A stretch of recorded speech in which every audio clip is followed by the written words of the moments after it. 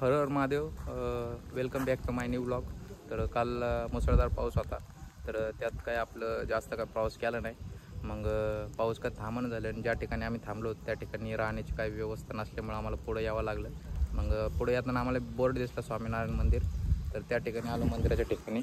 तर या ठिकाणी आम्हाला राहण्याची व्यवस्था दिली होती, रूम वगैरे दिलं होतं. हे आहे स्वामीनारायण मंदिर. तर नवी सांगळी या गावामध्ये आम्ही रात्रीचा स्टे केला होता. तर आता प्रवासाला सुरुवात करतोय.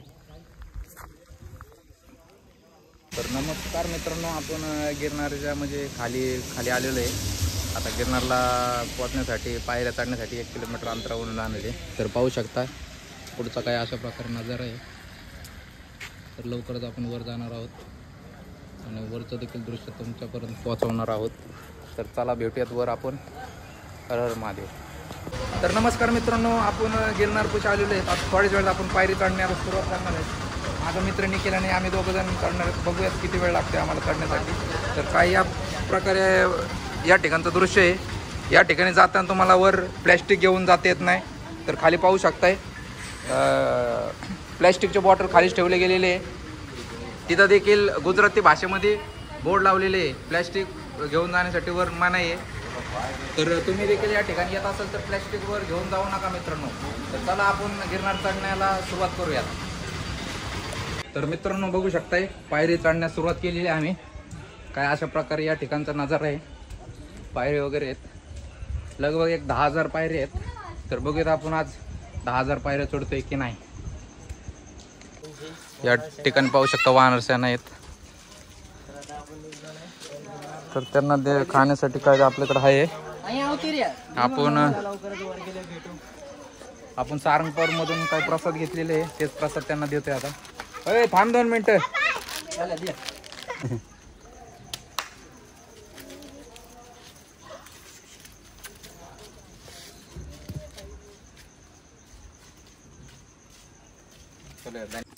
तर नमस्कार मित्रांनो, या ठिकाणी पाहू शकता आज दृश्य कशा प्रकारे.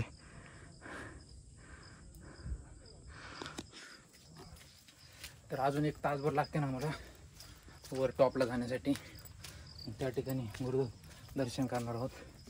त्या ठिकाणचं तुम्हाला नजारा दाखवणार होता. मित्रांनो लगभग 5,000 पायरे चढलेले आहेत आम्ही, क्रॉस केलेले.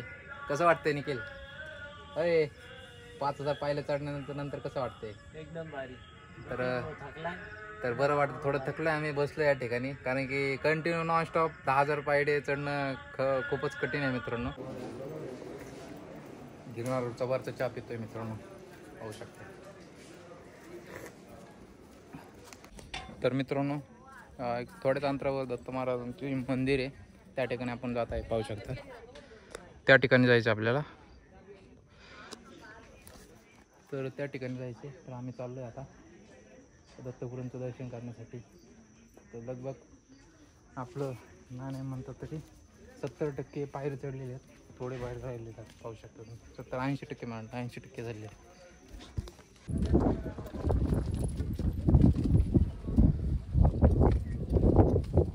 तर मित्रांनो पाहू शकता कशा प्रकारे वाटे पायऱ्या आहेत आपल्याला. पण त्या ठिकाणी जायचं जे ते आहे ना, तिथं आपले दत्त महाराजांचं मंदिर आहे.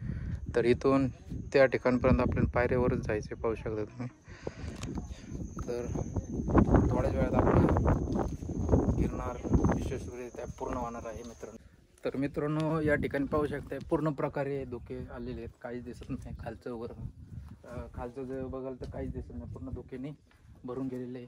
सांगता येत नाही कधी पाऊस जोरदार पडू शकतो, त्यामुळे लवकरात लवकर आपल्याला दर्शन करून परत खालच्या देशात निघायचं आहे.